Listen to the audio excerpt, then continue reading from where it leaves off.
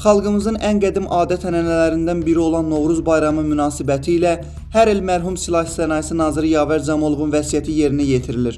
O, sağlığında az təminatlı ailələrə və həssas təbəqələrə bayram sovqatı paylamaq ənənəsini yaratmışdı. Bu xeyriyyə missiyasını isə bugün onun oğulları Elşən və Rəşad Camolov qardaşları uğurla davam etdirirlər. Bu il Novruz bayramı münasibəti ilə 1-ci və 2-ci Qarabağ şəhid ailələrinə, Qarabağ qazilərinə, Çernobıl əhlilərinə və az təminatlı ailələrə bayram sovqatı paylanılıb. Yardımlar ümumilikdə 834 ailəni əhatə edib.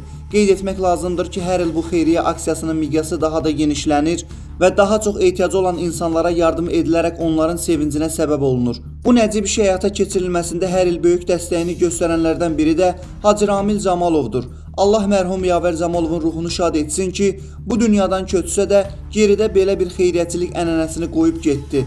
Allah rəhmət eləsin.